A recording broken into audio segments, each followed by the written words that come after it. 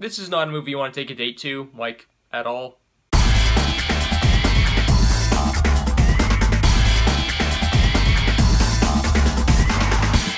It Comes at Night. So this is a new dystopian, horror, thriller, suspense type movie, and it stars Joel Edgerton, and basically in this movie, there's this huge disease that's going around eradicating humanity. People get, like, these boils on their face, they're, like, sizzling, then it's super contagious. Anybody around you can get it, even if you, like, breathe the same air as this person who's been infected, and a lot of the characters in the movie are like, do I have the disease? Like, what's going on with the disease? How's the disease caused? Like, what?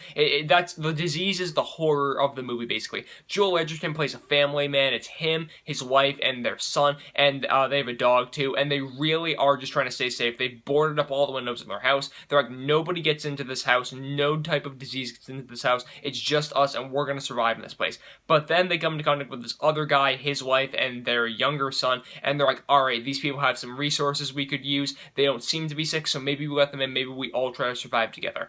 And then the disease maybe works its way into the house, some of these people might not be exactly trustworthy, and now we have our horror movie. And this movie, okay, this was a very interesting movie because I was actually really excited going into this thing. I heard it was like the best horror movie since Halloween or Psycho or something like that, and I'm like, I'm a huge horror movie fan, and maybe I'll really enjoy this thing because I love suspense, I love action, I love just scares in general, and I will tell you guys, this movie was not exactly for me. Now, I'm going to say this right off the bat. The acting is phenomenal in this movie. Joel Edgerton really gives it his all. All the other actors who I'm sadly, like, unacquainted with were just absolute powerhouses, really giving it their all, convincing you live in a dystopian future, in a place that you absolutely just do not want to be in whatsoever. And I'm like, yeah, I'm sold. Like, this feels like all the actors are really just selling you on the fact that you don't want to live in this place and that they feel torn to even be in it, that they've suffered some stuff in the past.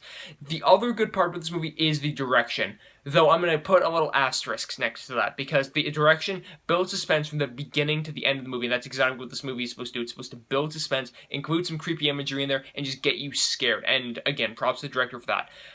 But here's the catch, is that, again, I'm somebody who enjoys scary movies. I thought The Conjuring 2 was fantastic last year. It actually was my second favorite movie of all of 2016. Lights Out's phenomenal. Don't Breathe is great. Ouija Origin of Evil was solid. All movies just in 2016.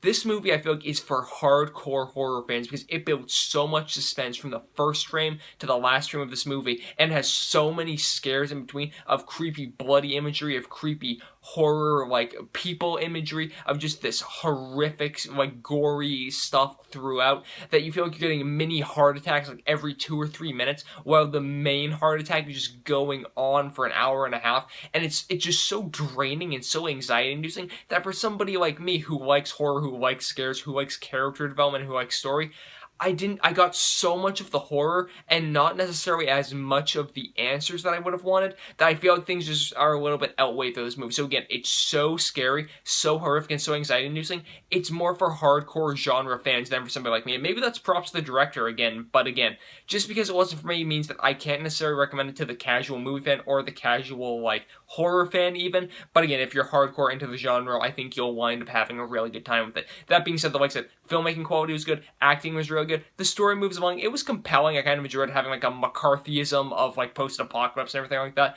So again, even though I can't recommend anybody goes out and sees this movie immediately, it is still something that was a really well-made film. So I'm going to give it a B+. Definitely a polarizing movie. I can see people like it or hate it, and either way, be sure to let me know what you think of it in the comment section down below. You guys can like this video, comment on it, share it with some friends, go over to mymoviethoughts.com, follow me on Twitter at JohnMHayeck, and subscribe to this YouTube channel for tons of more posts from me as well. Links to all three of those are in the description. Again, like it, comment on it, share it with some friends. I am John Hayeck, and as always, thank you guys so much for watching.